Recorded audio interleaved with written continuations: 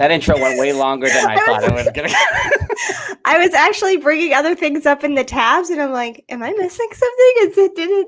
What's happening? The last time I biffed the intro, there was one time like I didn't go live on something, so now I'm like super nervous about it all the time. So now you just make a 5-minute intro that everyone has to sit through. The entire intro is me second guessing myself if I've screwed something up. I mean, that's your life, is it not? Well, we're gonna talk about the moments of my life here for the next hour. Welcome, Jen. Call it to order. Oh yes, Judge Jen. Excuse me, Judge Jen. How dare you? What number is this? 7? 7. I now call to order the 7th meeting of the Forever 44 Fedora Club. It was closest to me. I still have to get every month. I sit at this desk and go, oh yeah, I still haven't gotten a gavel. Yeah, one day. Skipper Bob's there for the gavel. Yes, they're not that hard to come by. I know. They're not at all. So here we go. Where'd she go? We lost Judge Jen. She's gone. She's gone. The gavel has ruined her. So I'm going to bring in Skipper Bob. He is the Secretary of Spirits. We're off and running. See, I knew something would go wrong. And where is she? There she is. The gavel, Skipper Bob. I'm supposed to do it. I have no idea what's going on with my computer tonight, so it should be interesting the whole night. Skipper Bob from the Cretans Guild. How's it going? Happy New Year. Not bad so far. That right? Yeah, it is a new year, isn't it? Yeah. January's going on as long as it did in 2019. That's true. Yeah. You're making the most of your moments. How is your new treadmill coming along? Oh. Well, I learned the hard way that these things have auto locks on them. There's a paywall on my treadmill, meaning I've got to get a membership, download an app, pay a monthly fee, and then it's like, okay, now you could use your treadmill. Oh, thanks, buddy. They get you. You sold your soul. I plug it in, I get it all hooked up, I turn it on, I see go to whatever.com/activate, and volume, speed, nothing else is working. It's like, there's a paywall on my treadmill. You need one of those like really old school ones where you just like push the belt yourself. You know, those are like nobody? Like a Flintstones one? Really nice. No, but like it didn't really move on its own. No. What? All right. I'm not the oldest one here, everybody. So how am I remembering that? All right. Here he is, everybody. It's the crown prince of the Forever 44 Fedora Club. You know him, you love him. You can't live without him. It's Landon the Dawsdone. Landon. Ooh, oh, I like it. Looking soulful tonight. Hey. Watch out, everyone. He's going to put his hands in his pockets pretty soon. Working the gimmick. There it is. Little Orange Cassidy. But I missed the Landon intro. Judge Jen wants the isolation station. I do. I can't keep this up. Hi, everybody. It's me, Landon, coming from the isolation station to love. What's up, guys? It's a Friday. It's been a long dang week, and I'm glad to be here with all you lovely individuals. Yeah. One of these times we're going to have a long Orange Cassidy talk. But here he is, the treasure historian of the Forever 44 Fedora Club. It's Nate Hardy. Hey. Welcome, late Nate. Yes. I'm sorry. I'm having computer problems just like you, Jen. But, what's going on? I don't know. We're being watched, Nate. Yeah. Yeah. Yeah, it's those crazy anti-Fedora people. It's right. Exactly. Anti-fees. They're coming after us. Yes. Big not Fedora is really cracking down on us. It's true. It's not okay. Well, cheers to all. Cheers. Cheers. Cheers to that boy. We got 2 more introductions here. I got a drink right on the chair. So. Oh. Do we have to look? We have to cheers in each other's eyes. I learned that from Mrs. Dillo. Yeah. Yes. Yeah. You gotta look in the eyes. Apparently. Yeah. You got to look in the eyes. Look in the eyes when you cheers. We got 2. I say with the regulars. We're the regulars. We're constituting the regulars, but we have 1 returning panel member here, and it's not even a Universal movie, which I think is. I know. It's cool. It's pretty big. Pretty amazing. No, notice her wardrobe. It is still being represented. Right. Well, she's got to represent. 100%. It's Stuffers! Hello, friends. Wow. I just grabbed the first sweater I saw, so it's Sure, Steffers. Yeah. No, I On the totally pile believe of her. 10 other Universal sweaters that are there. yep, pretty much. E.T. Jaws. Yeah. This is the original. I do have Mickey under here, though. Oh, all No, right. all right. Both of Okay, them. all right. I just covered it, though. Jen, you got a rule on that one? It's fine. Acceptable. Yeah. Acceptable. But however, normally Landon's the one that lifts up his shirt this early in the show. So, Well, I'm not nearly enough into my spirits, so to speak. So, hang on and watch the live stream, ladies and gentlemen. And finally, it's the first time panel member. There might have been a little bit of confusion with the communication. Apparently, I don't make invitations very well. I'm vague in It's life. shocking, by the way. Shocking really that you weren't clear in your invitations to people.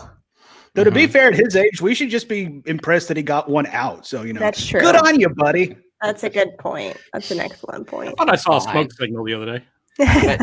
But she's invited here today to talk some of us, and by some of us I mean mostly Jen and I, through like our stuff, because we're gonna have some stuff come up, I There's suspect, probably stuff in this episode, straight from her YouTube channel, Pixie Dust PhD. It's Dr. Jacqueline.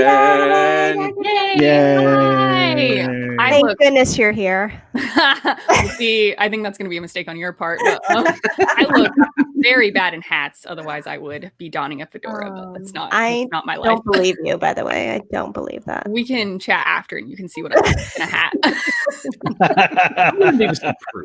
Aren't those hats behind you? You know what? Yeah, those are. I have owned 2 hats, and they're both on my door. And one is an A's hat, so I'm a big Oakland A's fan, and then one is a pineapple hat, and I love pineapples, and that's it.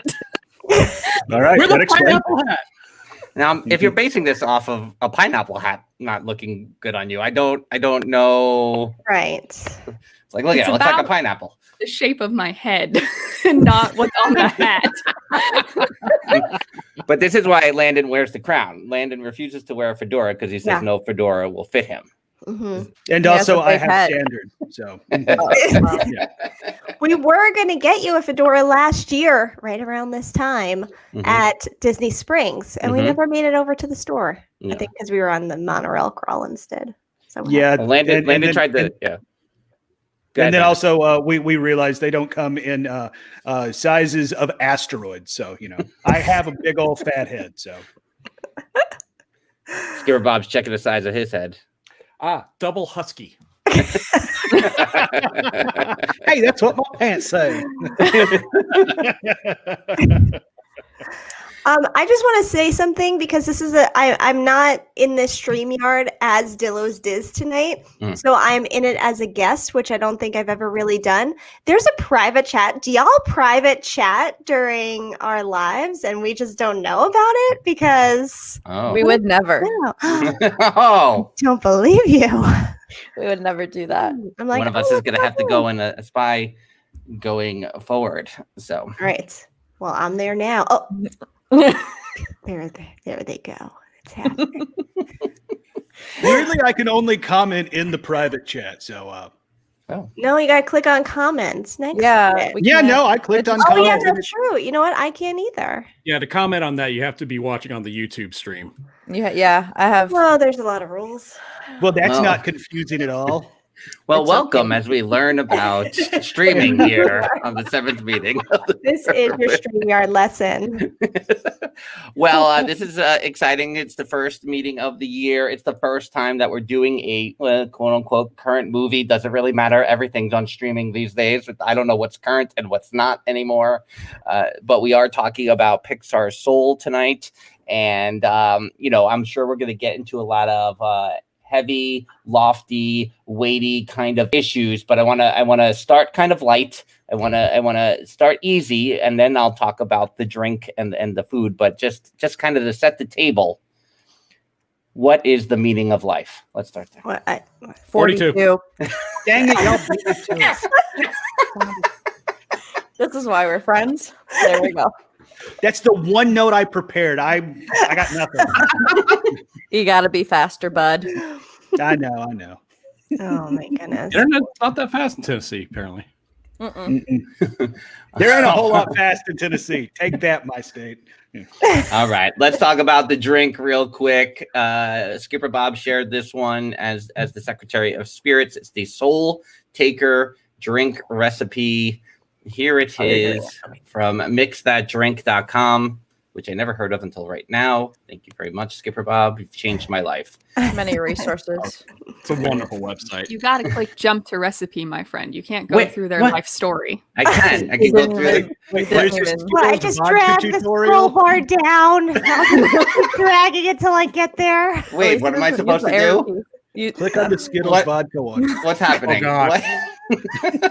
What's happening? What did I do wrong? Don't distract Frank with keys and shiny objects. Well, regardless, vodka, tequila, amaretto. There you go.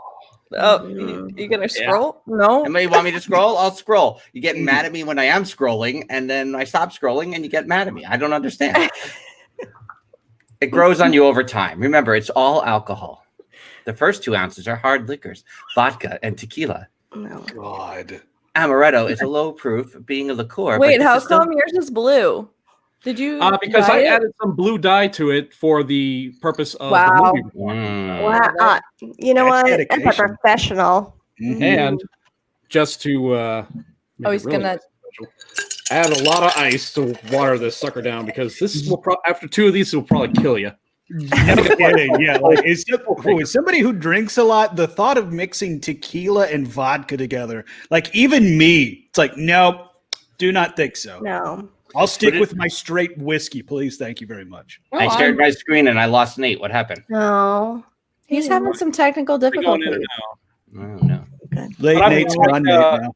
The drink itself needed a little something special, so I made it blue, and I decided to put it in my Cthulhu Soul Taker mug. Ooh, Yes. Oh, nice. The old god. So let's see. Excellent. And the meal of the meeting, as it were. Let me see if I can remember how to do this, even though I just did it 5 seconds ago. Did you die inside Skipper Bob? Yep, he died. Although it does have a hint of almond. In the words of Stephers, R.I.P. Or is it just RIP? I don't know how to read it when you say it. I figured it's RIP, but I feel like it's. If I put the periods, it's RIP, like I spell it out. But 95% of the time it's RIP. But like it's the same meaning. Yes. RIP in peace. Okay. You got to keep me young. You can't say RIP. No, you don't need to duplicate the meaning. Yep. RIP in peace. Oh, God. At least we're staying on point with the movie, so we can talk about RIP some more. And of course, from DisneyDishesBlog.com, our friends over at Hyperion Adventures podcast, Tom and Michelle, shrimp and grits from Ralph Brennan's Jazz Kitchen. Here we go, all the way through. I'm scrolling fast. I'm trying to get through it here. His wife is the most good. Anyone want to know what Alex Trebek's net worth is? It left his family in tears. Wow, that is an RIP. That is a big RIP. Tonight on Jeopardy, they had a tie after Final Jeopardy. That's interesting. So does that mean they have to fight to the death to figure out a winner? Correct. They had a face-off question, and the first one to buzz in. That's not the same as fighting to the death, but thanks for staying on the death topic. I'm doing what I can. So go to DisneyDishesBlog.com. There's so many pictures. There's a lot of pictures, but it looks very delightful. hungry now. I'm getting hungry. No kidding. The I shrimp and really the should have sauce. eaten before we did this. Yeah. You should have eaten before. Never mind. It's fine. Should You have eat eaten before after. taking this. Yeah, that's I'm what sorry, I was did going to not say. Everyone So else there we brings snacks because I brought snacks. We did not. We usually all we're just bring drinking. alcohol, and that's why the end of the meetings go the way they do. At the red Yeah. vine.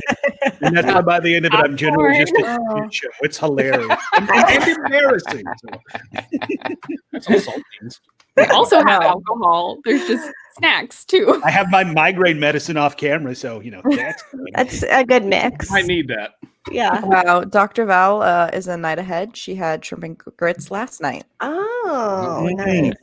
Excellent. As Northerners, Jen and I here, Northeasterners, we don't have the grits a whole lot. Jen, have you even had grits? I've had grits, but I don't partake in grits often. It's been like twice in my life, I think. I mean, like even as a Southerner, I'm not a giant grits fan, but it's like some shrimp and grits I can get behind. Some andouille sausage. Oh yeah. Oh yes. All right. Interesting. All right, I got a DoorDash. Well, y'all talk amongst yourselves. Okay, cool. What Steffers, Dr. Jacqueline, what's in your cups? Moscato, because I don't drink hard liquor. Yeah. We're not judging here. I mean, she's judging Jen, but she's not gonna... Yeah, I don't judge. I normally have water, so I mean, New Year's was Jen, too much. you are a judge. Yeah, well, that's true. That's true. I should You have judge to you. stay impartial. And I approve. thanks. Use your gavel. Oh wait. My little porg friend is holding Fireball and cider to keep my hands warm as I sit here for the duration of a movie. Well, then you are representing the monorails tonight. I know. With that Fireball. What the heck? I was so ready. Fireball. And Nate, what do you got going on? I've got the Soul Taker, Nice. as recommended by our skipper Bob, Yeah. and it's pretty tasty. I'm enjoying it very much. Thank you, sir. It's I very easy to kinda like make, it. which is it's that's got it going for it. You just kind of pour the things together, and not bad. Did you already go over what's in it? We did. Quickly Okay. scrolled through. Skipper Bob explained. I lost all my hearing. I had some kind of existential crisis, and I just couldn't hear anything after We're discussing. Frank said, "What's the meaning of life?" And then Yeah. so I had to switch computers. So sorry about that, everybody. But And Nate, how many drinks do you have tonight? Because normally you have a few lined up. There you go. Okay. Right. Yes. one on the rocks, Prepared. one in the, on what's it? Frank, you're a deck. baseball guy. On deck. On deck in the on deck circle. All right, it's good. Skipper Bob also used blue dye. That's what you missed to stay on theme with the And color. a lot of ice Very too. nice. Yeah. Yeah. Understand. Very good. Very good. Frank, what are you drinking? I'm usually, even though I say there's going to be a drink of the meeting every meeting, I'm You usually never just make it. drinking. No, I'm just drinking Johnny Walker Black as is usual here Right. on the rocks. Excellent. As is the case. So let's get into it here. Your Christmas night viewing for most of you was this film, Pixar Soul. Who would like to start in terms of, we all did these Pixar lists. We all had, rankings at some point. I feel like most people had them in the middle of their Pixar movies. Now that some time has passed, a couple of weeks have passed since we all made that list. Have you thought about it more? Have you seen it one time since then? Is it still sitting in the middle? I leave the door open for anyone to jump in.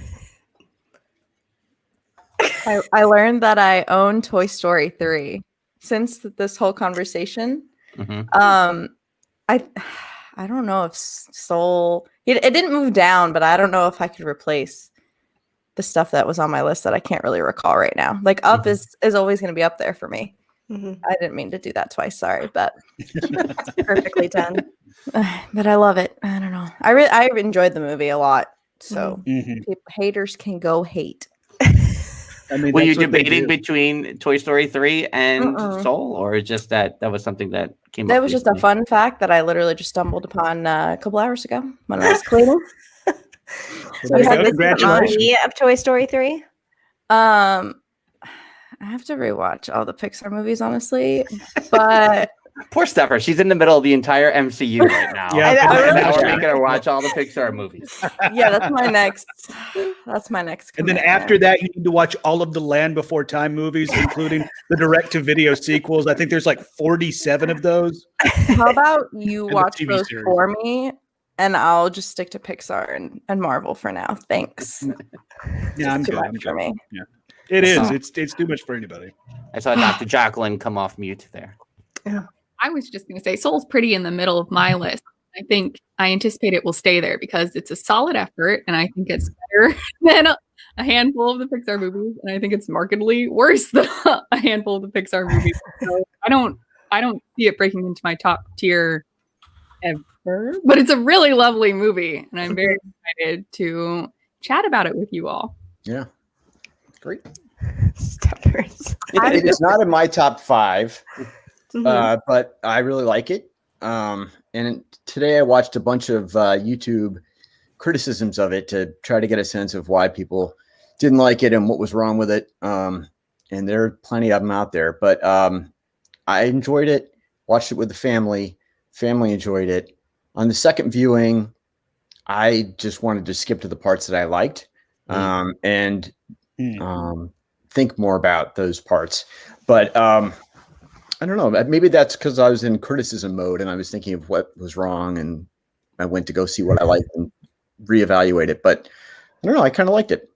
And there's a new short with one of the characters that just came out today. Did you guys already mention that? Really? Yes, it's in the Pixar popcorn window on your Disney Plus, and it is Soul in the City is the title, and I believe it features Connie, the trombone player, and nice. I can't wait to see it. And I thought it'd be great to view after we have this nice conversation to see if it added anything to the movie, kind of like how Clone It doesn't. Wars. It's really cute. All the Pixar popcorns are like a minute or 2 minutes, and they're just super cute, like, you know, little background things. Basically, it's a really lovely piece of animation, but doesn't add anything to the story. Okay. Well, it is below the top 5, and I enjoyed it. You should definitely watch it. It's not Cars 3 might be my least favorite, so it's not Cars 3. Everybody hates Cars 3, man. No, you'd be surprised. Some people. Cars 2 was the hated one. Cars in general, I feel like at this point. I hated Cars 2 and 3. Yeah. I hated Cars 2 for a long time, but my son liked it, and we watched it 1,000 times, and I kind of got into it. So, but isn't that like when they just play songs on the radio over and over, and then you just learn to like them, not necessarily because you actually like it? Yeah, I was going to say, Nate, that's called Stockholm syndrome. I was going to say, Josh made a good point. I didn't realize, like, I knew Tina Fey was in the movie, but I didn't click in my head that Tina Fey was 22, and it made me enjoy the movie a lot more because she's just hilarious to me. That's my fun tidbit. I love Liz Lemon. Yes. Landon, what'd you think? I actually never put together one of these Pixar list things, so I don't have like a 1 through 22 now, which, by the way, this was the 22nd Pixar movie that comes out. I don't know if that's a tie into the character of 22. I think it's more of a catch 22. That's why she's named 22. But I think this movie trends more to the top than the bottom for me. I don't know if it necessarily would break my top 5, but I love the casting choice of not only Tina Fey, I love the casting choice of Jamie Foxx. I thought both of the leads brought a very powerful performance in both roles. We already mentioned how you didn't realize who they were until maybe later on in the movie, and that adds another level of enjoyment. To me, this really felt like Pixar returned to their glory. Like, this is a beautiful film to look at. Like, the shading and the lighting on some characters are just flat out phenomenal. I love the soundtrack. I love when they go to the afterlife, just how everything is so popping and visually pleasing. I hate the fact that we didn't get to experience this on the big screen, because I do feel like those scenes would have been just like jaw-dropping gorgeous. And I like the story. I don't know if it will have the staying power of like a Toy Story or a WALL-E or something like that, but like I thoroughly enjoyed Soul. And as the 2 Hollywood movies that came out on Christmas Day, this kicked the crap out of Wonder Woman 1984. Well, I think that's interesting. I mean, in terms of returning to its glory, and I'm trying to pull up a list here while I'm talking, but, you know, is it the best movie since Inside Out? Because what's come out since Inside Out? It's bunch of sequels, right? A bunch of sequels, right? Toy Story 4, Incredibles 2. like I will go to bat for Incredibles 2, but the more I think about Toy Story 4, I've seen it once, and the more I think about it, I want to leave it that way because I'm afraid it will go down that proverbial list that I never formed. Like I flat out did not like Toy Story 4. I thought they tied the bow perfectly on the Toy Story saga with Buzz and Woody and the crew, and then they just flat out ruined it with 4. And I liked the fact that Pixar was doing something original again. It wasn't like, Cars 4, Mater gets his oil changed and he's now a professional wrestling car or something stupid like that. I prefer the original stories from the minds of Pixar because they swing for the fences, and more often than not, they knock it out of the park, as opposed to, all right, well, we know Dory was popular, so here's Finding Dory Jr. and stuff like that. It's like give me the original stuff, and I love the fact that this is Pixar going for it again. And it seems like their next few movies are going to be continuing to go after original stories as opposed to sequels. Which, by the way, speaking of Incredibles 2, why did it take like 16 years to get a sequel on that? Seriously. Anyway. And I would say Coco is the one in between Inside Out and God, if I think about Coco too much, I'm gonna start crying. Coco beats this easy for me. Mm-hmm. But I like Landon was saying that there is a lot here in this movie that I really like and I think is new for Pixar. And the music is fantastic. I listened to it today. I listened to it. I didn't watch the movie. I just had it playing on my phone to get a sense of the music. And I really like some of, the scenes where they're walking around New York or, on sort of an adventure and in the zone area. Mm-hmm. They had some really great music playing in the background. And, I heard it, enjoyed it the first time, but I think I might pick up the soundtrack for this because there's just so much great stuff there. And the animation I really liked. I liked the Terrys and Jerrys. Yes. I thought that was very unique. And as you're saying about the lighting was fantastic. In the jazz club scenes, you'd have the light from behind the characters or from the side. And it was just very dramatic and artistic, and loved it. But yeah, story-wise, it's not as good as like Coco or something like that.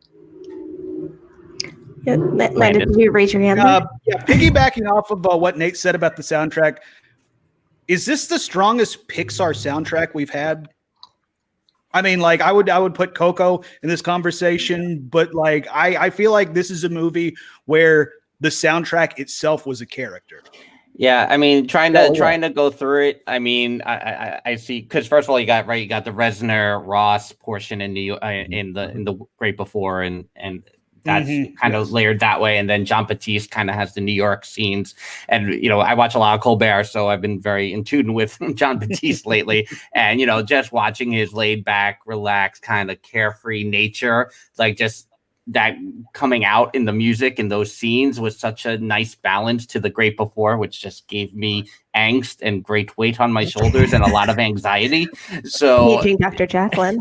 And so, I thought about that too, whether, Coco is like one of the Toy Story soundtracks I bought, Coco soundtrack I bought, and I've only seen that movie once, but I love that soundtrack a lot. And of the Toy Story movies, I think 2 is the best. Dr. Jacqueline, you said something on a video where you ranked your Pixar movies on, I said a video, on your YouTube channel, where you talk the scene where they restore Woody. That music underneath that scene is so perfect, but it makes that soundtrack, because you take some from the first movie, and incorporate it with new music. I think Toy Story 2 is right up there with Coco and this movie here.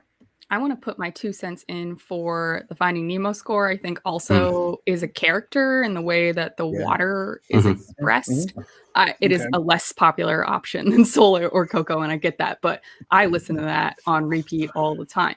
But a separate point, I assume you brought me here to antagonize. So I'd like to say that part of the reason Soul is sort of in my mid pack of the list, and I don't think it'll move up, is because it really didn't reverberate in me. It didn't shake me to my core. And a big part of that for me personally is that I'm not afraid of death, which I think is something that Dillos cannot relate to at all.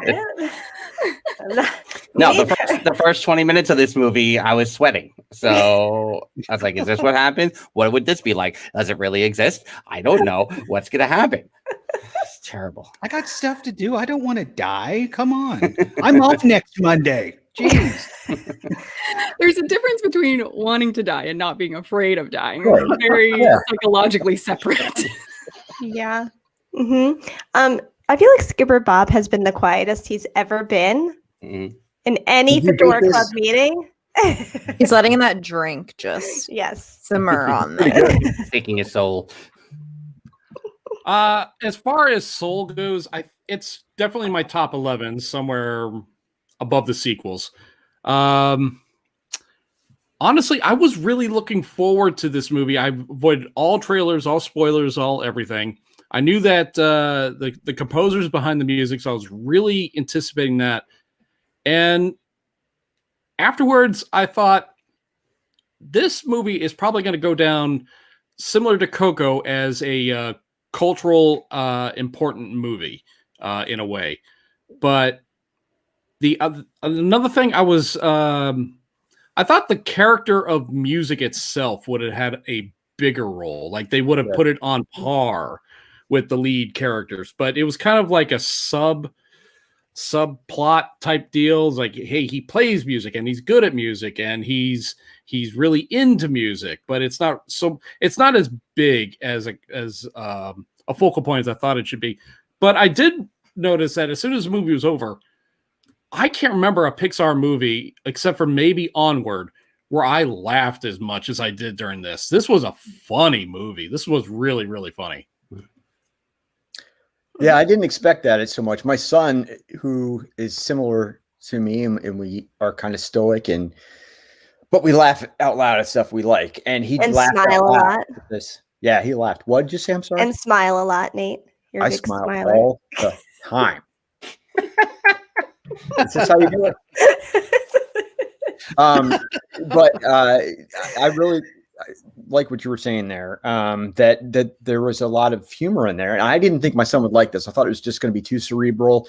There wasn't going to be enough action in it. We had just watched the Die Hard movies, and I thought it's going to be too lame for him. But he liked it. I think because of the music, because he's playing trumpet right now, and because of the humor. The Tina Fey character of the cat, the fish out of water kind of stuff, he really liked. I agree with you. But one more thing about what Bob had just said. When you talked about the music being more of a character, I thought it was going to be more of oh, sorry, did I step on you? No, you're fine. You're fine. The Skipper Bob, when he was saying about music was going to be a character, I almost wanted music to be personified and have more of a role visually. But actually, the more I thought about it, it makes sense to me now because the music the main character thought that music was the center of his life. He learns throughout the movie that he's mistaken and he has missed a lot of things. He's missed the small moments. He is not focused on the people around him. He hasn't spoken to the girl he presumably loves in some time. And he doesn't know his barber, who he thinks is his good buddy, but he doesn't know anything about him. But because all they do is talk about jazz when he's there. So I think it sort of fit with the fact that music is there. It plays an important part in his life, but it's not as important as he thinks it is. So if they had music as a character walking around, it may have played off on that. I don't know. But I thought originally that's what was going to happen. Yeah, like that right there. It's like it seemed like Joe was so focused on chasing after the purpose in his life, he didn't actually live his life.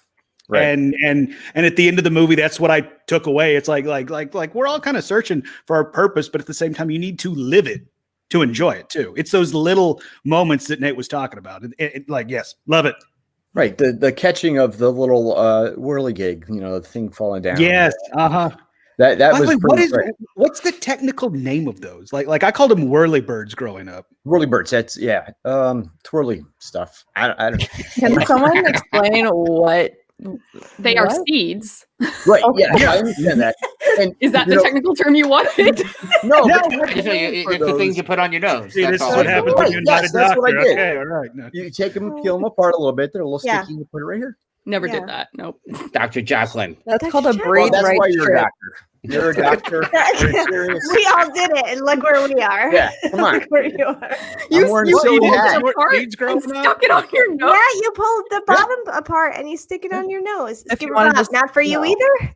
You killed the plant just to stick it on your nose. No, Correct. the seed's still there. You can plant the seed. Okay. But You only use the ones that have fallen on the ground. You don't need to Exactly. Google this. pull it off.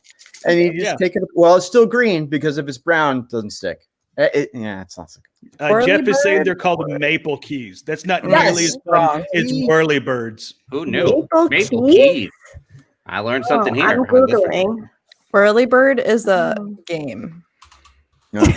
No, that's Angry Birds, dummy. No, Come on. no. Flappy Bird. Or is it Flap? Yeah, thank you, Skipper Bob. Yeah. A whirly bird is I'm not even gonna try. Don't Google, guys. Don't Google. Don't Google that. That's Oh, is this not safe for That's work? good Is this advice. gonna be a sexy meeting Generally. now? Honestly, I thought there was like a Frank, leaf share of my some screen. kind, We're gonna so- look at porn. It's maple tree. It's a maple. Wait, how do I? You guys I are was trying weird. Oh, Why I would you can't. put that on your nose? I don't know. It was something kids did. I don't know. I was born in Boston. 95. I don't know, man. That sounds weird to me. Oh yeah, you're Us youngsters. 95ers Us old don't kids. do that. No. Did Is you my ever screen have being a hip shared? sack? And is that more in the spring or the fall that the maple keys are down and you can put them on your nose? Is it more the fall? It's the spring, right? Because the trees are budding. But I think Yeah. so. I think so. Can you It's bring it up? sure. Because I'm trying to share. We knew It's not working. who knew we'd have a 5-minute conversation about maple keys. Everyone. Sorry, I Here didn't we mean are. to completely derail the show on whirly thought- birds. I thought I was going to ask how we all got our souls, and here we are. Oh, whirly bird. Well, they're finding that. Jacqueline, did you did the message of "Stop the Smell the Roses" resonate with you at all, or did I it? think it would have if I'd seen this movie like 7 or 10 years ago. Okay, It's just like where I'm at in my life now. I'm like, yeah, duh. Right.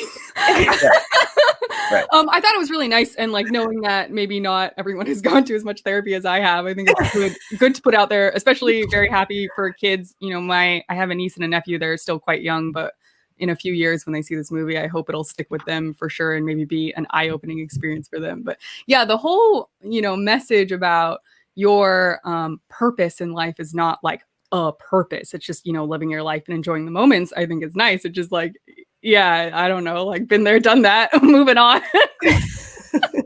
well, that's sort of what was my big frustration with the movie, because I wanted Joe to become a mentor, and because I wanted him to die, dude. Well, Wow, that's a whole other question. We're going to circle dead. back around to that one. Yeah. Yeah, you're dead. I think he should have died and stayed dead. But the fact that all these great people in history could not convince 22 to try life, because you have to live it. You have to kind of be in the moment and see things that are there, and the small things, as they mentioned. Joe learned that lesson with 22, and he could have imparted that to others, but they just let Joe come back, which is, I guess, okay. You want to have a happy he ending? imparts it to others in his living life. He should, but will he? I don't know. I hope he does that. He's a teacher. He should. And he has actually, when the Curly, he helped Curly a lot. Curly said, I wasn't going to go to school except your class is my favorite. But, if he could do that for others, and he seems to be working some of that magic with Connie. But you're right. He doesn't seem to realize that is worthwhile while he's doing it. So hopefully he does in the sequel, because there's inevitably going to be a sequel. I think it should have been, you don't get a second chance at life, done. Like, I think that should have just been it for him. But, I guess apparently we all live again or something, whatever. I think Everybody has to have a happy a ending, lot right? of endings. And Yeah. and so that definitely there was a version where he didn't come back, but I don't know. I read a lot of explanations from Pete Docter and others about why they decided to do that, and I didn't really like any of them, so I don't remember. I blocked it. And... I think there is some notion of, regardless of the ending and what Joe does with the rest of his life, and they leave that ambiguous on purpose for sure. I think at the very least he taught 22. And 22 is going to go be this new life, and hopefully they bring that lesson with them, etc. So, I mean, I agree. I think there's a lot of different ways it could have gone, and maybe this group would have been happier with something else. But I still think there's value in what they chose. I did also just want to point out, Val had a really great comment that I liked a lot about the lost souls, which was probably my favorite part of the movie, where you get so in the zone and so focused on something that you just miss everything out. She was saying that was such a big part of the movie to her because the main lesson fell a little bit flat. And for me personally, I agree. I think that the lost souls, the visualization of that and everything was so relatable and scary, but in a good way. So I really appreciated that sort of sub lesson of the movie. Also, what deters my kids from wanting to watch the movie again are those lost souls. They're like, no, those are creepy. Really? I don't want to watch it. So, could we hear? Yeah, Frank, could you talk more about your crisis after? Let's get into it. We're 41 minutes into this, and you haven't discussed freaking out at all, really. So, no, well, I think I have a big time problem with how did I get here and where am I going after? I don't like the idea of it just being a blackout before and a blackout at the end. So seeing, and since some of the Fedora Club is about the world of play, the world that was created in the great before and, the great beyond, they gave me I'm like, well, is this a possibility? Is this a possibility of what happened before and what happened after? So, that often is also should have been my takeaway from the movie because I'm so worried about what's happening before you get here and what happens after you go that I'm not watching in between, which is the life in New York City and the small moments and things like that, which I think I do take in the small moments in between, and I do enjoy the things in life, but yet I'm preoccupied often with stuff swirling around me, such as unanswered questions and fear of the unknown. Isn't improv about taking control of the moment? This is the exact thing, Nate. Why do you think I'm so drawn to improv? Is because the idea have a horrible existence. Frank, are you sweating right now? I am. Yes. Because the idea of if you're doing improv well, you are staying present the whole time. You're not thinking about what was just said or what just happened or anything else, and you're not thinking about what's coming next. You're just focused on the here and now. And here I am. He can do it professionally, not as good personally. Would it help if I gave you a paycheck, $1.50 an hour? Would that help? So you can do it semi-professionally? Well, it's not. Listen. I just think. By the way, I'm not giving you $1.50 an hour. Come on. I can't afford that. Come on. I think I'm more worried about the anticipation of anticipating whatever is happening. But I can maybe swallow my pride and just deal with it. But anticipation is what makes me sweat and gives me anxiety every day of my life. And I do fear death. I'm getting over it eventually, but I'm working through it. When you die, that's when you get over it. That's what I hear here at home. I hear when you die, it doesn't matter. Jeez, Frank, wow. Or does it? You don't know. Well, that just gave me another reason to drink. Dr. Jacqueline, what do you think about how Frank is feeling right now? And by the way, none of our insurance will cover you, so you're doing this pro bono. Not a medical doctor. And prestige. Not a licensed doctor. Not a therapist. I should have had Dr. Jacqueline's preamble on the bottom of the screen. What she thought. Yeah, right. Don't try this at home. This is just an opinion. Just my personal opinion. A person who's gone to therapy a lot. I think there's a lot we could dig into. There's a common theme, I think, super normal for everyone. My partner struggles with this a lot, for example, and it took me years and years to more or less get over. I would say I have it under control. It's not something you really get over, but you can't control what you can't control. And that's just the end of the story, right? I think a lot of people find themselves like the anticipation, the freaking out, the sweating, the thinking about all the unknowns, all that stuff. Like, it's fine if you do that and you get something out of it. So I'm the kind of person who likes to process situations. If I'm going into a meeting or whatever, I like to play through a lot of scenarios to prepare myself. In some cases, that's not healthy because I can't necessarily control what the other people are doing, but I feel like it helps me to an extent. Then there comes a time where it becomes harmful, right? Where if you keep spiraling, that's all you're doing and it's not helping at all. So learning to recognize when something is helpful versus when something's harmful, and by something I typically mean your inner thoughts and monologue, can really help you sort of curb the behavior. And then once you learn to do that over and over, it becomes like muscle memory. And then suddenly like unknowns and anticipation and stuff just I don't even really think about it anymore, because I start thinking about it. I go, what's the point of thinking about this? And then I move on, and I tend to sort of just enjoy whatever's happening in the moment instead. It's hard. It's a practiced skill. But I think, I have a lot of friends who have also gone to therapy a lot, that it tends to be a very common thing you'll hear from therapists, and most people find it very helpful. Holy shit. I tried that. Wow. I joke around. I'm like, Frank, my inner voice is telling me all sorts of bad stuff, and I've been to therapy forever, and what the heck? Maybe you need a new therapist. You got to find someone you vibe with. Exactly. It's hard. Burn everything. I'm with Landon and Skipper. Hey, therapy here. I'm joking. As a D&D and a chess player, I realized that you can look so many moves ahead to a point where it's just futile after that. So, yeah, you don't want to just plan out the entire game at that point. So you don't want to plan out your entire life. You just want to look just a little bit further ahead. That's about it. I still feel like Dr. Jacqueline's here to antagonize me. Get over it. Trying to help, dummy. Jeffers said he could listen to Dr. Jacqueline all day. So perhaps, I think there needs to be a spin-off of therapy with Dr. Jacqueline. Yeah, Dr. Jacqueline fixes all of our busted asses. Yeah. That should be a Patreon perk. On next year? Yeah. Yeah, this is the point where we announce our Patreon. Resort. I'll take my 20%. Can you prescribe me a Xanax? Yeah. Not a doctor, Landon. Not a doctor. So much is happening. I know what No. He wants Xanax. Just say no. Oh, no.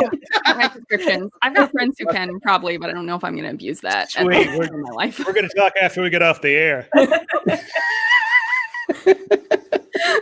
Come live in DC. They're pretty easy to just like get. So, well, okay then. All right, yeah. Where I don't think about death? Mm-hmm. Universal and Disney World. Yes, I put Universal first. That's where I don't think about you're in that bubble, like the bubble of protection that they put up, and it's like I absolutely get that, and it's like I'm not gonna connect death to it, but it's like when I enter those gates, it's like, all right, I'm leaving the real world problems at the door. They will be there for me when I leave, because even if I run from them, they will still be there. But it's like, yeah, you enter that Disney bubble or that Universal bubble in Stepher's case that we talk about. I mean, like Val just nailed it. Our happy place. Mm-hmm. Right. Oh yeah. You need a bubble, Frank. That's what you need. Dr. Jacqueline's about to squash on it. You should not need a happy place. There is an amount of escapism that is healthy and normal and goes along with vacations very well. I would also argue, though, that if you work through your psychological baggage, which we all have, it's not like not attacking anybody. It's very normal, no matter what's happening in your life. Even if you had a perfectly happy childhood and all that, you're going to have some psychological stuff to work through. And then it's not like every day I feel like I'm at Disney World, but every day I feel at peace. I'm able to set stuff aside pretty easily. It's very nice. Development alone, Dr. Are you like you're not human?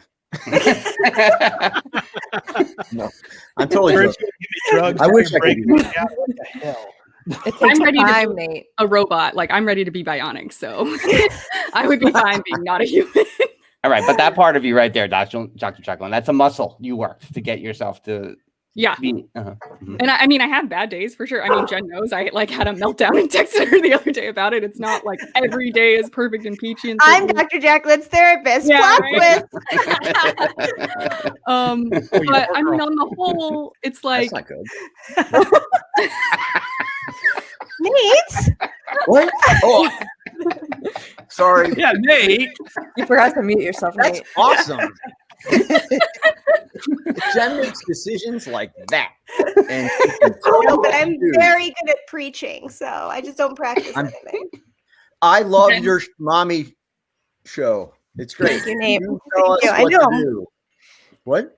You promote it more than we do, so I appreciate your love for it, Nate. I do. Magical Mommy Sorry. Monday. Check That's right. Jen and Angela out on the YouTube. Dr. Jacqueline, continue. Sorry, I didn't mean to. Oh yeah, no, I was just gonna say Jen's a very great listener and a really kind person and friend. So that's that. I didn't need therapy. I just needed to complain. Maybe she'd be a good therapist. I don't know. But Jen yeah, and Frank are both great listeners. I would agree. And they're very good. Very nice. You know we So can't Jen and handle Frank. people talking about us, so we should move on. I mean, They're billowing us already. what? You're just silent. Everyone's just silent now. I'm catching up on comments because I've missed know. so much. I haven't So wait. looked. Oh yeah, what did Dr. Val say? Disney is one of the best places for me to work through my emotional baggage. Yeah, and I don't like when I'm in Disney and real life creeps in too much. I'm like, ugh! Like if I see a text or like something's going on, I'm like, oh, okay, no, I'm here now. Nomad Lounge, yeah, that was a bummer. Yeah. Just We'll disconnect. definitely put a damper on your experience. Yeah.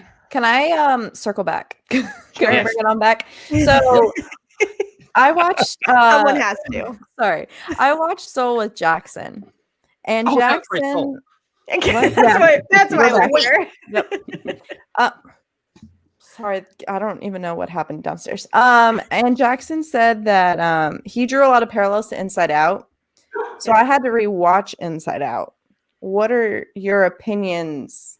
Like compare and contrast opinions on that. Which Inside one do Out you is far superior. Well, I feel very strongly about Inside Out. As a fan of Leslie Knope over Liz Lemon, I would agree that Inside Out is better. But and I have some Easter eggs that ties that one movie to the other. That I did a lot of research on Easter eggs. So like eventually, y'all gonna have to give me like 5 minutes and just get the F out of the way. Give us 2.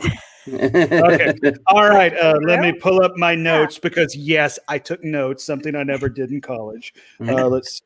You went to Look at college? you now. Landon, Just Right, like yeah. so proud. I'm college educated. That's terrifying. Let's see. One on the when I guess Joe and the cat are Mr. Mittens. I believe that's his name. Yes. Mhm. Well, and this was Mr. Mittens before Bernie Sanders at the inauguration this past week. But when those two are on the subway in New York, you see an ad for Brang. And that is the company that Riley's dad moved out to San Francisco for. So, once again, keeping the same Pixar universe together. That's just one. I got I was pages. like one. That was it. I was like, that was it. You only got one? Do you want to give us like 2 more? Yeah, like Or one good one. yeah.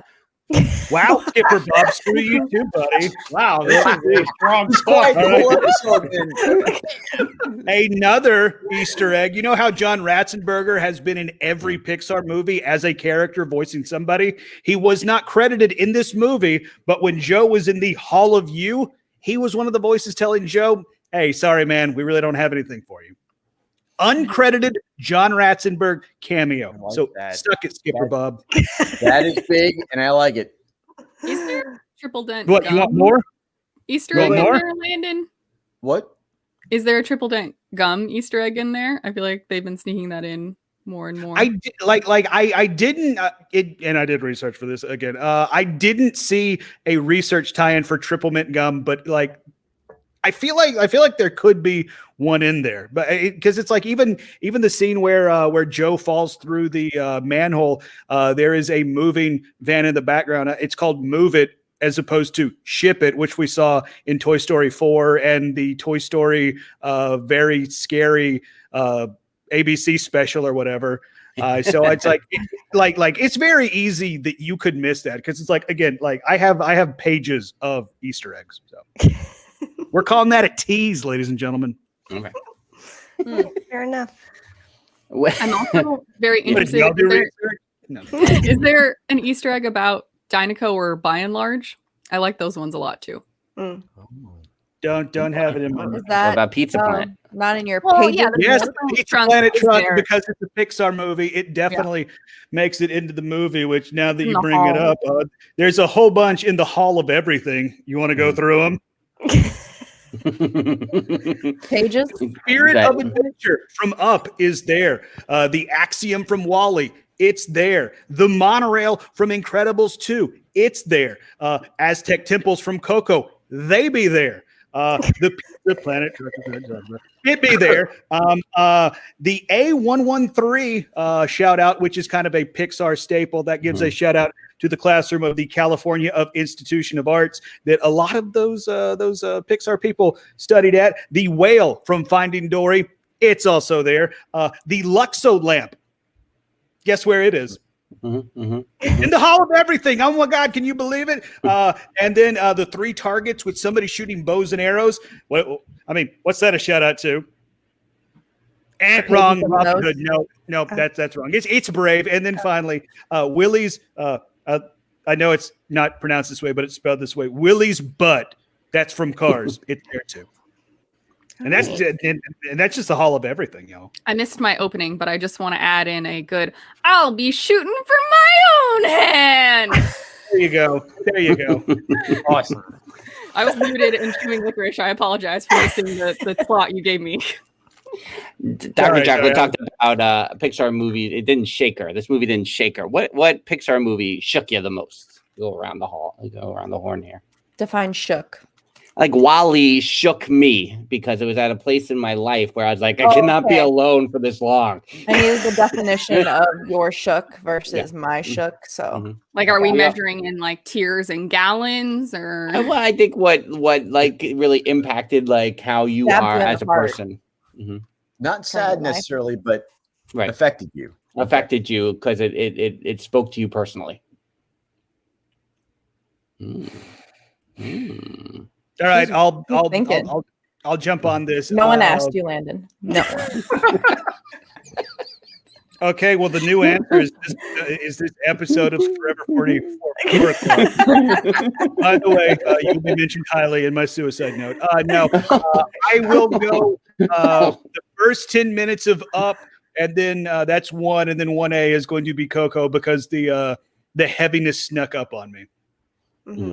And then of course the end of Toy Story 3 when it looks like Buzz and Woody are like, and the crew are accepting their fate, which clearly, as we stated for the last almost hour, none of us can, except for Dr. Jacqueline. So, well, see, Toy Story 3, I sobbed to the last 15 minutes of that movie, but I still feel like WALL-E impacted me more personally because of where WALL-E was in his life and what that movie was about in his robotic life.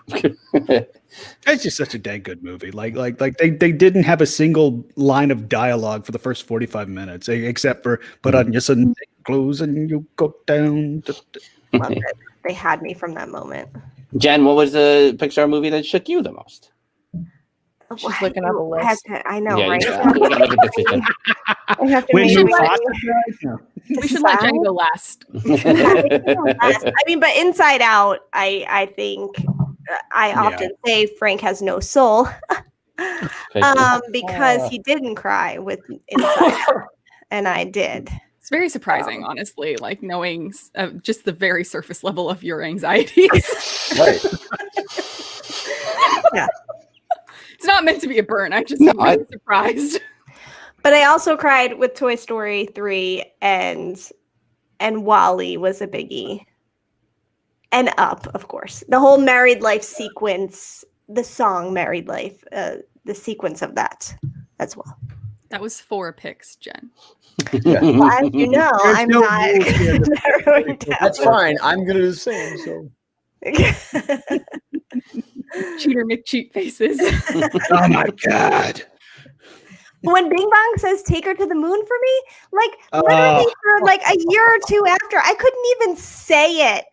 Being away from the movie, it wasn't even on. I hadn't seen it in some time. I couldn't even say the line without getting choked up. He sacrificed himself for Leslie Knope. Skipper Bob, what has shook you in the Pixar canon? Up. You want more than that? This movie came out when my wife and I were trying to have our first child, and that one scene at the doctor's office, we both looked at each other in the movie theater and we just started crying. It's like, no, that's not going to be us, I promise. And she's dead. Yeah. Yeah. Got a little heavy, right? Yeah. Steffers? Up. Mhm. If I need more. Okay, so the thing is Up is like my top. I retook that quiz, by the way, at the beginning of this whole live show. Toy Story 3, the ending. Yeah. And I feel like if I watched it, Onward should make me cry. But I'm not emotionally ready to watch that movie, so I haven't watched it yet. So I'll second that. I'm Onward down there. Just put there. Mhm. Yeah. Don't want to watch Onward. I'm there with you, Stafford. Jeff has Not not seen Up. Jeff. Jeffers changing You get out of the chat. Get out of it. taking away the F'ers in your name. Come I like that on. guy. Jeffany, come on. You did like him. Well, and- Nate, what about you? I feel sort of like Jen because there's so many moments in each of the in a lot of the movies that I kind of resonate with, but Up because I see myself as being the guy who holds out and won't let a development happen because I'm not moving and this is my house of memories and screw you guys. And then I put balloons on the house and we fly away. And then friends said, yeah, don't be that dude. So that kind of was impactful to me. But I love Carl, and Anger is one of my favorite characters. So Up is big for me, or Inside Out. But I thought you just loved the emotion of anger in general. He calls it. yeah, I do. Mr. Furious is my nickname from Friends. If you haven't seen Mystery Men, watch it, but then stop before they get to the 15 minutes from the end. But that's Mr. Furious is a character from there, and that's my nickname. But the Anger is good. I like Wall-E very much. I need to rewatch it, clearly. Yeah, Wall-E touched me. And then I had a friend who I haven't spoken to in quite a long time because of Wall-E. He said, there was no words. I paid for a movie with no words. I asked for my money back. So I haven't talked to that guy in quite a while. No, I wouldn't talk to him anymore. That guy's the worst. Yeah. But so yeah, it's sort of the characters and That those are my soundtrack is that. I mean, Awesome. that I have that drives soundtrack too. everything. Yeah. Yeah. Yeah. Dr. Jacqueline, did you actually say your No. pick? I would say so the premise is a little flawed. So at any individual point in my life, it was probably Toy Story 3, but longitudinally over my life, it's probably Inside Out. Okay. Fair. Did you cry when Bing Bong said that? I did not cry when Bing Bong said that, but it definitely knocked something a little loose for some later points in time. Right. Fair. So Frank's is Good Dinosaur, and we can end right now. Good night, everybody. Duh. I haven't seen that. I don't know if it's good or bad. And I don't Monsters know. I haven't University either. underrated. So, I love Monsters University. Okay. I don't know why. I think the people message of Monsters University is, Dr. Val was talking about the message of this one, I think is stronger in Monsters University than here. There, I said it. Even though I would have ranked Monsters University way lower as a full movie. I just hate the Greek system, so I got you. I That makes sense. That's fair. Yeah. Yeah. I do think the lesson was clearer and better executed in Inside Out, and then Soul. Like you knew what they were getting at, but to me, they never got there where they really needed to go. Well, so two things, because I want to come back to your question about Inside Out, since we kind of got away from it. And as you know, then we'll eventually get back to it. But I did read that originally the story was supposed to be like 22 on Earth, but not really appreciating it. And he was helping her realize the good in life and to take in the moment. So it was like kind of a switched storyline, I guess. I think it makes it more kid friendly if you make them souls. Right. Yeah. Escaping. I mean, please. The Dillos are so emotional that we're unemotional. So I mean, I can't speak for I'm not everyone. emotional. I don't know what you're talking about. Exactly. I have something to say to Lewis after you're done. Okay. I'll make it quick. Your Inside Out, it's interesting that Jackson was talking about that, because Mr. Snidillo said that he almost feels like it like bookends Inside Out a little bit, where like as 22 jumps in, that could become Riley, and that, you know, like it's plot twist, right? Like it's a whole thing. I could see that. Yeah. Mm-hmm. What's you said it better than I said it just now, but whatever, you got the point. Nate, go ahead. Well, I want to revise my answer. Incredibles made me realize that libertarians are problematic. I already knew that, but I like you, Lewis. Wow, this show just took a turn. Okay, all right. This is on Tuesday night that we're all in here. While we're going all in, I want to mention Wall-E, which it seems like mostly we all love. I love how that's probably the Pixar movie that, in my opinion, like really goes for the throat in terms of like social commentary, and I really enjoy that about that movie. Yep, we're all going to end up being a bunch of fat lumps that sit in our chairs. And Halfway then there. between red and blue. Yeah, right there with you, buddy. Jen, The did you sad have thing one is more we're not thing? going to make it to our floating chairs. So, you know, Dr. Jacqueline, save us. Yeah, I did not have one more thing. You're circling back around what's on the Inside Out book. Yes. Mm-hmm. It's the end of the movie with the decision to have him go back, muddy the message. Terrible. What happened? It's terrible. No, She said it's terrible. She's answering your question. But does that muddy the message of Soul as a whole? Is that why? Is the choice if it had gone the other way, is the message stronger? I think they were trying to cater it to kids, and that's how they did it. Like they like watered it down when they really should have just punched you in the throat, in my opinion. Like he should have just died.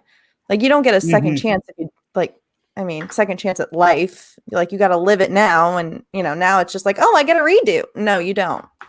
But I don't have a kid, and I don't have to teach my kid that. So, really, Gimli might ask. Come on, Gimli. Do you think the choice came because of the pandemic that they decided to not kill him off? No one's wearing a mask. Everyone's getting a second guess after this. No second chance. No. But at the same time, they definitely tweaked the credits. I don't know if you noticed that, where it's like made from home, socially distanced by, and then it goes through the animation people. But then the post-credit sequence kind of references people still being in the theater. So I don't know if one cancels out the other, you know, like that. Mm-hmm. That was odd. I mean,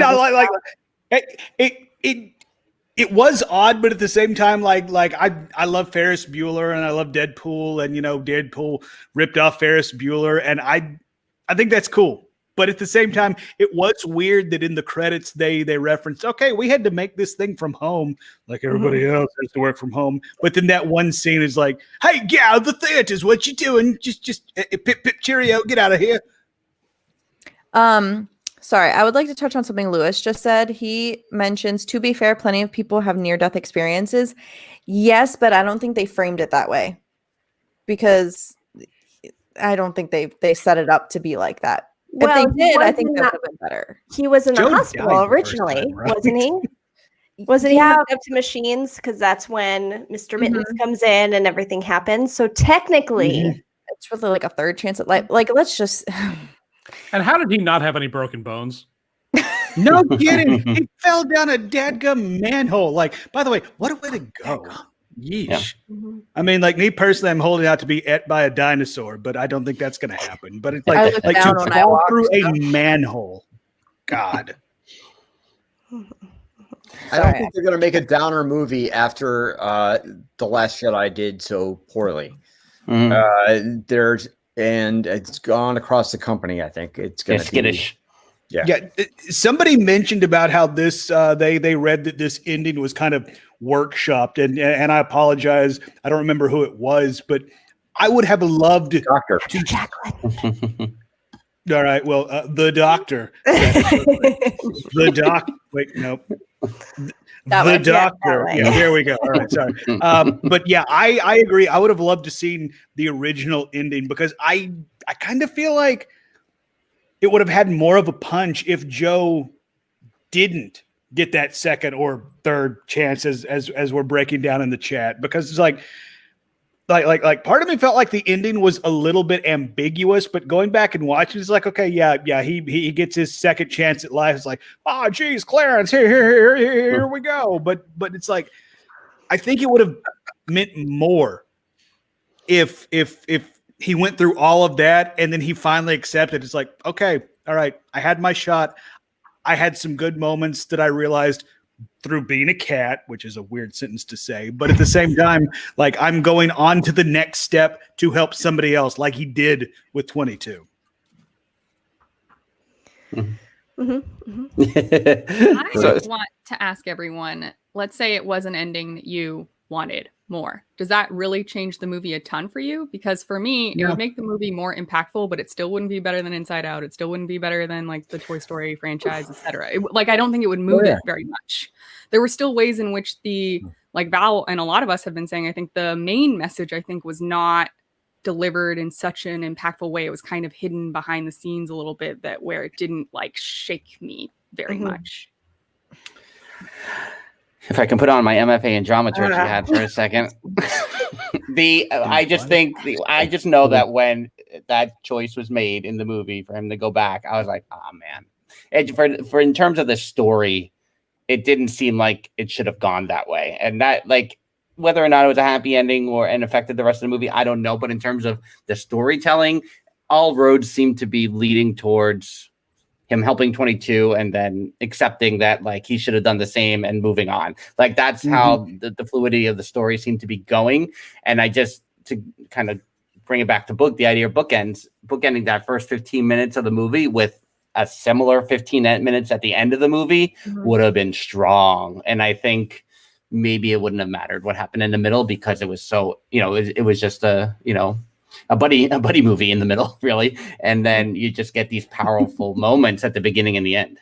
Also, if it was like a 15 minutes mirroring the first, like you're pitching, I imagine that would include The Great Beyond, which I would really love to see what the folks at Pixar would do with that. Like, that sounds amazing. And they kind of cheated their way out of that. Yeah, a little bit. Yeah, I guess we got to see Pixar version of Purgatory, maybe, right, with the Great Before, which, by the way, that's what I call everything before, Corona, the Great Before. But thanks for ripping that one off, Pixar. So Nate mentioned that and I kind of agree that they kind of left it open where they could do a sequel to it, but like, is he really going to be in? I mean, obviously he would maybe be in the sequel, but it would focus on 22 and maybe give her like a whole thing. Like, what does that look like? I only said that because it seems like they inevitably do one more. Like, they just can't let it go. And I don't know. Instead of being a cat this time, he's going to be a dog. And then in Soul 3, he's a ferret. Go ahead, Nate. Sorry. I respect what they did with the popcorn thing. I can't wait to see that, actually, just because they take the characters, the universe, and continue on, but they don't necessarily do I haven't seen it yet, but I think that they're not just carrying on with Joe, but maybe they are. I would rather appreciate that than redoing something. I just similar. don't think we need an hour and a half, 2 hours of more Joe getting his second chance. Like, it would have to focus on 22, in my opinion. Yeah. Yep. But also, I I agree. don't necessarily think, like, unless they get their message more concise, like, what's the point? Don't waste your funds. I think like a Harry Jerry focused thing could be interesting. I would rather see that be like a TV special than probably a movie, honestly. But I'd way rather see a Harry Jerry thing than like a Joe or 22 thing, personally. Well, here's the thing. I feel like at the end of The Rise of Skywalker for me was how many pitches of Disney Plus series can I see coming out of this movie? Is it Lando and Janna? Is it Finn? There's like I felt like they were just setting me up for potential Disney Plus series and not necessarily new movies. And I think you could make a similar case here where very easily you could see either the TV specials or the half-hour, TV series, even a short form series of Joe doing his thing now. So I wouldn't be surprised if rather than them doing sequels and getting out of that habit and just doing original Disney Plus content. Yeah. Mm-hmm. Yeah. I love the idea of more Terrys and Jerrys, but the cynical one of me wants the Jerrys to go to Pawnee, Indiana, so they can be yelled at by the cast of Parks and Rec, and then Jerry, they can Jerry, you stupid asshole. So maybe we can finally cross over Disney and Rick and Morty. That's what I'm getting at. Fair. I feel like I wasn't that bummed out by the end of the movie. Maybe I didn't know which way it would go. I do agree that would have been interesting to kind of like how it began is how it ended.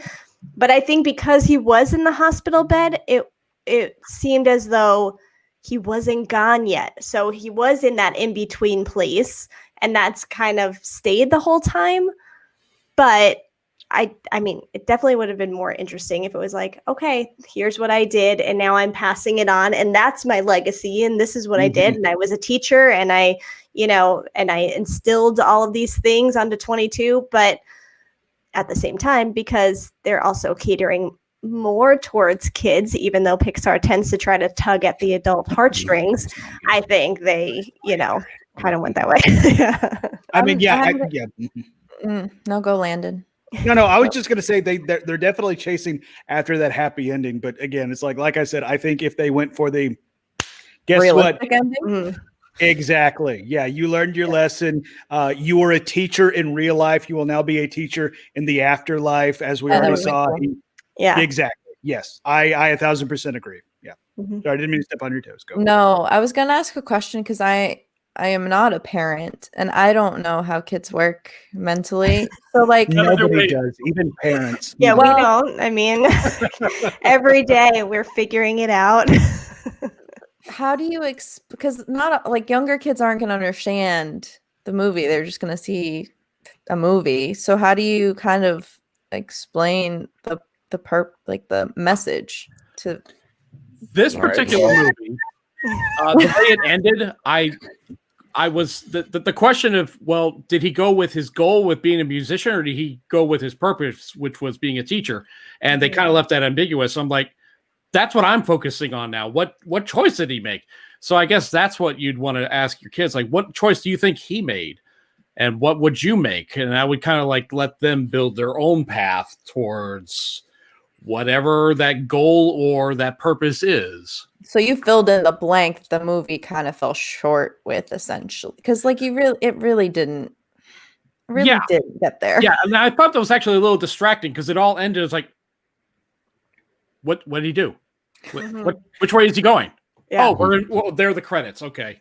I actually really like that they left that part open ended. Like, I think I get added it. a lot. Yeah, A little ambiguous. Yeah. And Skipper Bob, what would you do? Skipper Bob, did your kids ask questions about it? My kids have the attention of a 5-year-old, so after an hour, it's like, all right, we're out. It's Christmas morning. We're gonna go play with our new stuff. Well, that's fair. Yeah. All right. Nate, what about you? Well, as a family, kind of talked about it afterwards, and particular being homebound and all on top of each other this whole year with quarantine. I had a talk with my son early on and said that this is going to be really hard. It's going to be tough, but there are going to be some times that are really great, and we're going to focus on them. And you don't know what they are, but they're going to be special, and they're going to make this okay. And when the nose piece came down, I said to him, look, remember that moment where 22 kind of had something crystallize for it, her, she, him, they, because we don't know what they're going to be. But those small things are really important. And that's kind of what I focused on with him. And I said, there are times that are just stupid, but I really cherish them with you. You've said something funny. You did something silly. Something happened. And I remember those. And, this is what makes life worth waiting for another day. And he said, okay, great. And walked away. As the rest of us just cry at how beautiful that was, Nate, as a dad. He got it. But, we had this talk early on, and I tried to connect it to that. Yeah. That's right. Nice. Frank, 4-year-old A has been asking a lot about death lately. Was this tied into that? 4-year-old A? Yeah, it's just going to be 5 in 3 weeks. Freaking out.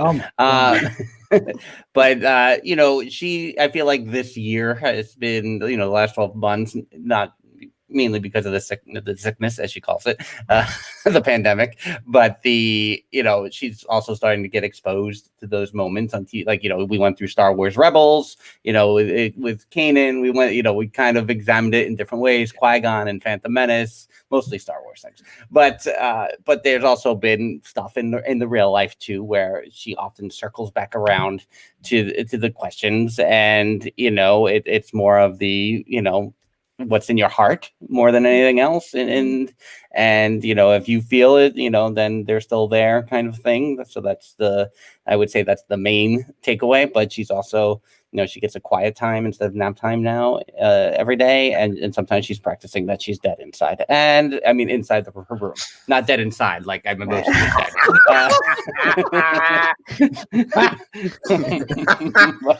Inside her room. Have him on the mommy podcast. I'm sweating again. Oh boy. Oh my goodness. I can't wait. Dr. Jacqueline, are you sure you're not licensed? I can't wait for 4-year-old Part A's existential crises coming if they're already dead inside. I think I do really well at that, but this is not where I've been succeeding. It's the one place I feel like I have not succeeded at all.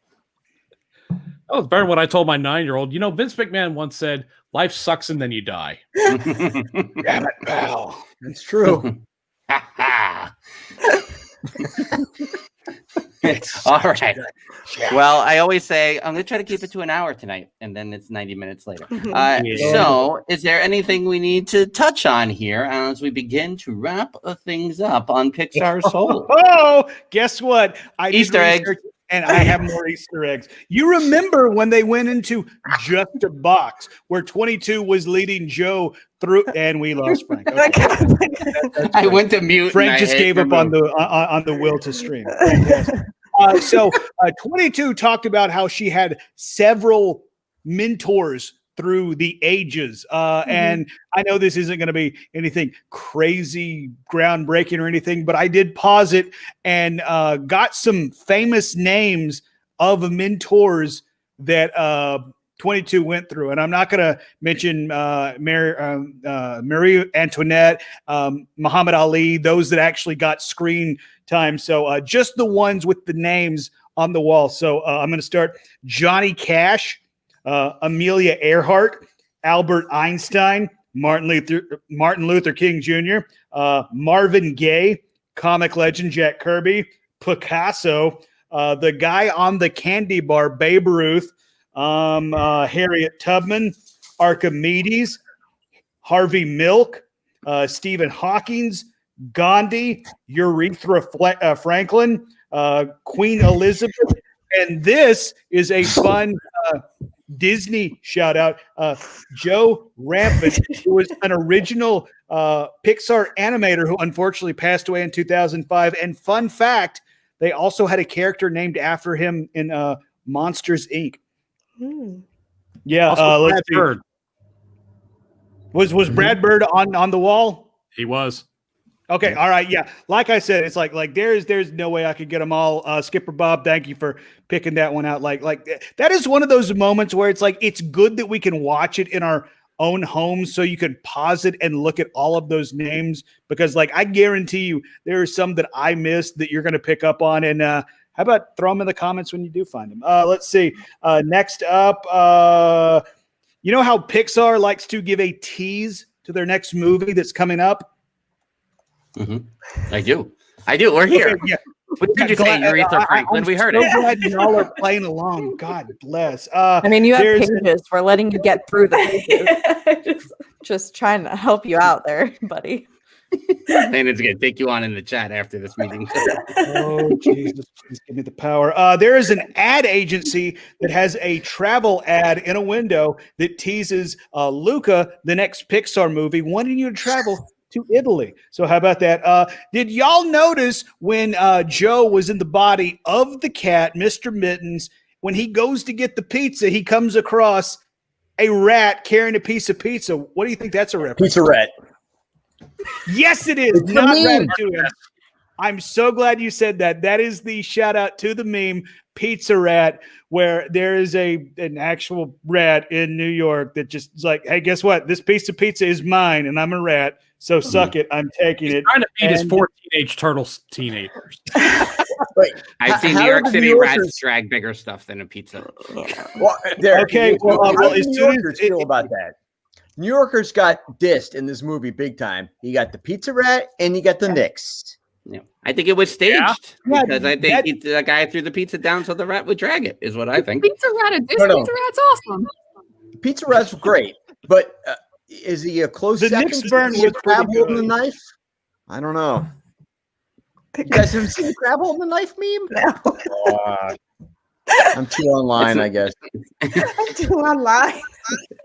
Landon. And then finally, keeping up with a Pixar staple that makes it to every one of these movies, we got not one but 2 appearances of the Chinese pizza, Chinese takeout boxes. Excuse me. Yes. Mm-hmm. And there you have all of Landon's Easter eggs. Oh, your notes. Justin will be so proud of you for all of those notes that you took. Damn it! I took notes. Yeah. All right. Well, the 7th meeting is about to ramp up here. So as always, at the end, we will do our plugs, beginning with our good friend, the treasure historian, Nathaniel Hardy. In the future, I will have several things to plug, and be on the lookout for a new Twitter handle. What?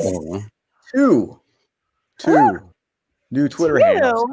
Yes, that will be out within the next week, and you should follow me to hear about them. So, Aretha Nate. What? I just saw your name change. Respect. Respect. Yeah. RESPCT. Yes, that's right.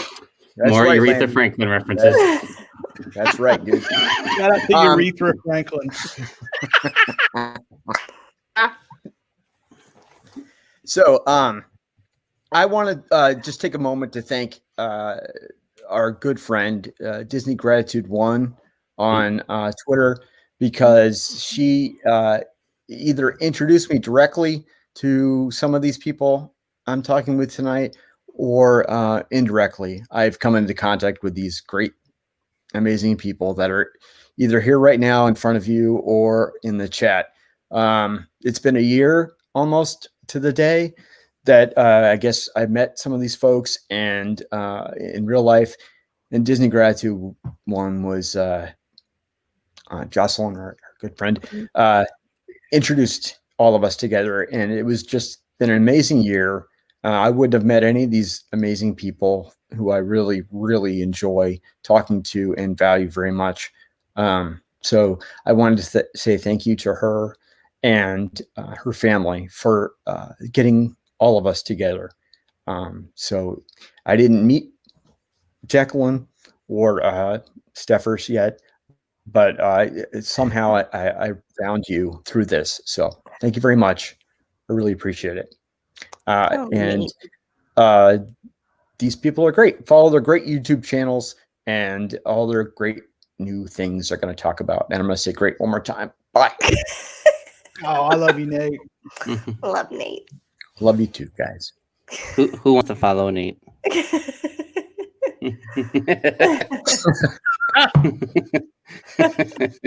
Skipper Bob. Skipper Bob's got a big thing tomorrow, so we'll change the tone. That's right. I am 1/3 of the trio that is known as the Cretans Guild. You can find us at Cretans Guild Podcast on all your podcast catchers. And tomorrow night on the Cretans Guild YouTube channel, we are fighting for this, the 10 pounds of very real, very gold, very heavy Cretans Guild Championship. And we're going to crown our first ever woman's champion. Two of the people in this match, in this little show, are part of it. And I might have a little help with the commentary by somebody else who's also in this.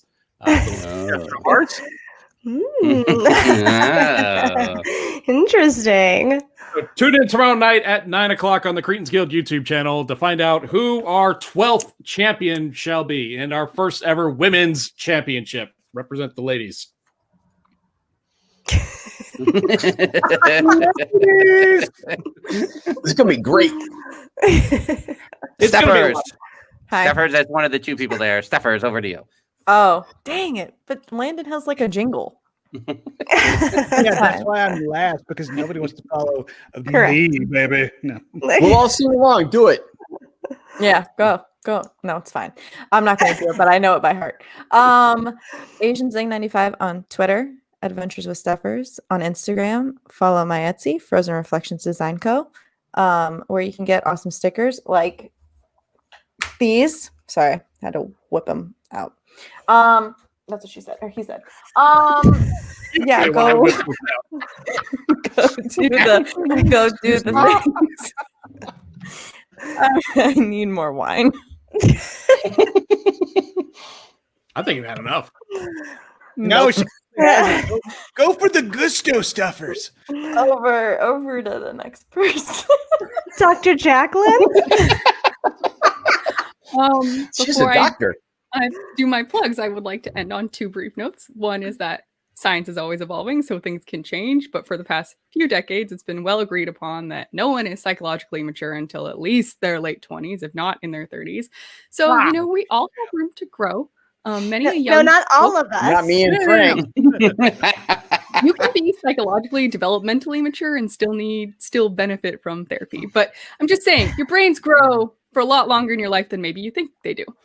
Second, if you have reasonable access to therapy, which I realize that's a huge barrier for many people, you should go. Even if you don't have a huge trauma in your life, it's very helpful. And you can probably do it in telehealth now, which is even more convenient. So just something to think about.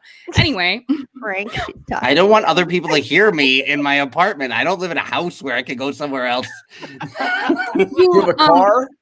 Roll up a towel and then put it at the door. Yeah. It helps. I like the car idea. There you go. Yeah. Go sit I on a got bench in a ideas. park. Anyway, my name is Jacqueline. Some people call me Dr. Jacqueline. I am not a medical doctor or a licensed therapist. I do have a doctorate though. Details. Yeah. You can find me at Pixie Does PhD on YouTube. I post for now every Wednesday at 3 p.m., sometimes on Saturdays if I'm feeling productive, which is not very often these days. And I'm also pretty active on Twitter. I have an Instagram, but I don't really like Instagram. But if you like Instagram, you're welcome to hit me up on there and I'll try to be better about Instagram. At Pixie Does PhD. Did you say that? I don't know. You did say it? Yeah, I said that. I think it should be reinforced. Reinforce it. Everywhere. On which Twitter is and YouTube and Instagram. Yeah. 3 platforms because I don't dabble in TikTok or any of the other stuff.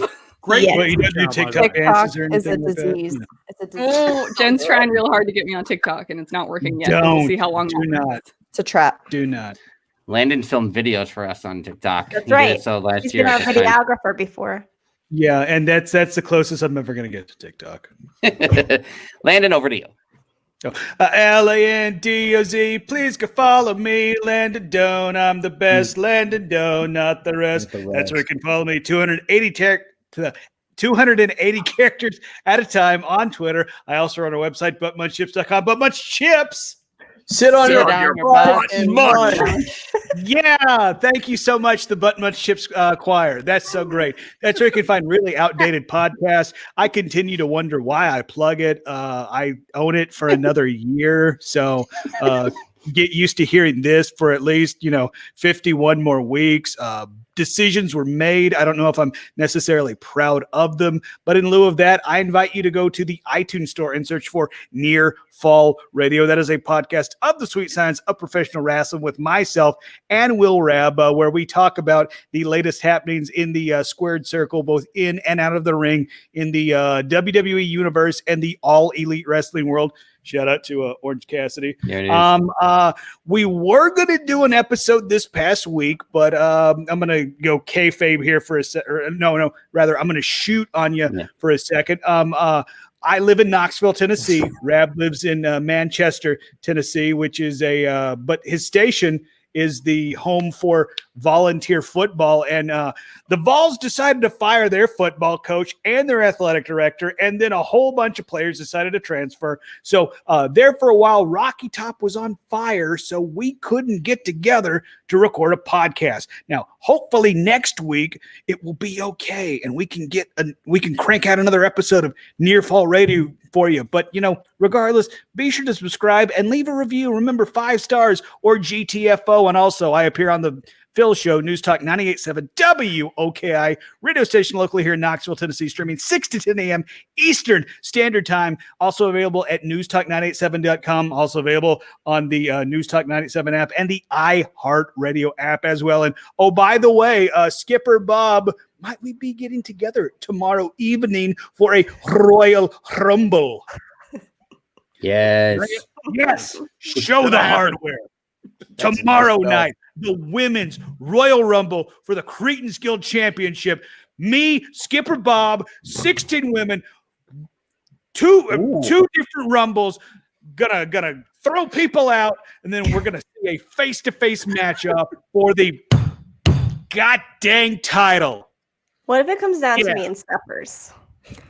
What if it's me and Steppers at the end? I mean, it totally could. That would be hilarious. I mean, as long as we're friends after, it's fine. I was looking at the brackets earlier today for Royal Rumble 1 and Royal Rumble 2. Definitely a possibility. Interesting. There's also a possibility that the Diz Twitter, God, I hate that term, best friends might have to face off. So we'll see how that goes. My money's on Sam. Yeah, my money's on Sam too, quite honestly. Yeah. I saw that video where Sam was running at you and jumped at you. I mean, I had a catcher. I mean, what more can you say? Right, exactly. She's like, "Hey, Bear, we can be friends." Yeah. And she's working out all the time now. Yes. Oh yeah. I don't do that. She's an inspiration. As are you, but Sam. in a different way. Oh yeah, Sam's working out all the time. Steppers is on that track. I mean, I can't compete with this. I can't. Yeah, Sam went on a diet for a week, and she has like abs and stuff. And, and also she has the demon entrance, which, by the way, as somebody who's been with Sam while she's been drinking, totally makes sense that it's the demon. Like, God in heaven, hide your kids, hide your wife. Here comes Sam. Run for your life. On that note, hey, Landon said that, not us. But no one's arguing. Yeah. Your silence is very complicit, ladies and gentlemen. Jen, you? You?